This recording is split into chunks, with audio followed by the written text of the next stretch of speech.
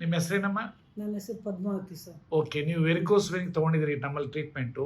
Varicose ವೇನ್ಗೆ ವರ್ಲ್ಡಲ್ಲಿ science ಇಲ್ಲ, ವರ್ಲ್ಡಲ್ಲಿ ಸೈನ್ಸೇ ಇಲ್ಲ. ಇಲ್ಲ, ನನಗಂದ್ರು ಸರ್ ಡಾಕ್ಟ್ರು ಇದು ಬಂದಿದೆ, ಇದನ್ನೇನು ಮಾಡೋಕ್ ಆಗೋದಿಲ್ಲ ಅಂತ. ನನಗೆ ತುಂಬಾ ಬೇಜಾರಾಯ್ತು. ಒಂದು ಡಾಕ್ಟರ್ ಹತ್ರ ಹೋಗಿ ಮೆಡಿಕಲ್ ನಲ್ಲಿ ಅಂತಾರೆ ಇದಕ್ಕೇನು ಮಾಡೋಕ್ ಆಗೋದಿಲ್ಲ, ನೀವು ರೆಸ್ಟ್ ತಗೋಬೇಕು ಅಂತ. ರೆಸ್ಟ್ ತಗೊಂಡ್ರೆ ಶುಗರ್ BP ಜಾಸ್ತಿ ಆಗುತ್ತೆ. ಕೆಲಸ ಮಾಡಿದ್ರೇನೆ ಅದು ನೀವು ಬಾರಿ ಇಂಟೆಲಿಜೆಂಟ್, ಒಳ್ಳೆಲ್ಲ ಕರೆಕ್ಟ್ ಆಗಿ ಹೇಳ್ತಿದ್ರಿ. ಅದಕ್ಕೆ ಸರಿ ಇನ್ನೇನ್ ಮಾಡೋದು ಅಂತ ಹೇಳ್ಬಿಟ್ಟು ನನಗೆ ನಮ್ಮನೆಯವ್ರದ್ದು ಚಿಂತೆ ಇತ್ತು. ಇವ್ರದ್ದು ಟ್ಯಾಬ್ಲೆಟ್ ಹೆಂಗಾದ್ರೂ ಮೈನಸ್ ಆಗ್ಬೇಕು, ಅದನ್ನ ನಾನು ರಿಸರ್ಚ್ ಯೂಟ್ಯೂಬ್ ನಲ್ಲಿ ನೋಡ್ತಾನೆ ಇದ್ದೆ. ಇವ್ರು ಬೈಯೋರು, ಯಾವಾಗ ನೋಡಿ ಯೂಟ್ಯೂಬ್ ನೋಡ್ತಾ ಇರ್ತೀಯ ನೀನು ಅಂತ. ಆದ್ರೆ ನಾನು ಒಂದ್ಸತಿ ಅದೇನೋ ದೇವ್ರ ಪುಣ್ಯ, ನಾವು ಮಾಡಿರೋ ಪುಣ್ಯ ನೀವು ಸಿಕ್ಕಿದ್ದು.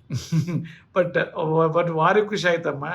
ಈ ವೆರಿಕೋಸ್ ವೇನ್ ಎಷ್ಟು ದಿನದಲ್ಲಿ ನಿಮ್ಗೆ ನೋವು ಕಡಿಮೆ ಆಗಿತ್ತು ಸರ್? 1 ವೀಕ್ ನಲ್ಲಿ ನಿಮ್ ಕಷಾಯ ಕೊಟ್ಟಿರೋದು 1 ವೀಕ್ ನಲ್ಲಿ ನನಗೆ ವೆರಿಕೋಸ್ ಸ್ಟಾರ್ಟ್ ಆಗಿ ಒಂದು 6 ಮಂತ್ ಇರ್ಬೋದು ಅಷ್ಟೇ. ಅದು ಡಾಕ್ಟರ್ ನೋಡ್ಬಿಟ್ಟಂದ್ರು ನರಗಳು ಡ್ಯಾಮೇಜ್ ಆಗ್ತಾ ಇದೆ, ಇದನ್ನೇನು ಮಾಡಕ್ ಆಗೋದಿಲ್ಲ ಅನ್ನೋವಾಗ ಸ್ವಲ್ಪ ಜನ ಅನ್ನೋರು ಇದು ಹಿಂಗ್ ಬಂದಿದೆ ಅಂತ. ಮತ್ತೆ ಇದಕ್ಕೆ ಸೊಲ್ಯೂಷನ್ ಇಲ್ವಾ ಅನ್ನೋವಾಗ ನೀವು ಕೊಟ್ಟಿರೋ ಕಷಾಯ ನಾನು ಕರೆಕ್ಟ್ ಆಗಿ ನೀವು ಹೇಳಿದ ಫುಡ್ ಫಾಲೋ ಮಾಡಿದೆ. ಮತ್ತೆ ಇವ್ರಿಗೆ ಹೆಂಗ್ ಹೇಳಿದ್ರು ನಾನು ಅದನ್ನೇ ನಾನು ತಿಂತಾ ಇದ್ದೆ.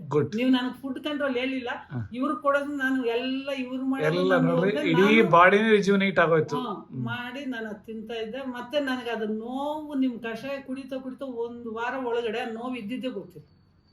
ಬಿಲ್ಕುಲ್ ಇಲ್ಲ ಸರ್, 1 ವಾರಕ್ಕೆ ಡಿಫರೆನ್ಸ್ ಗೊತ್ತಾಯ್ತು. ಮತ್ತೆ ಬಾಡಿ ಸ್ವಲ್ಪ ಆಕ್ಟಿವ್ ಇದೆ, ಎನರ್ಜಿ ಇದೆ, ಸುಸ್ತಾಗೋದಿಲ್ಲ.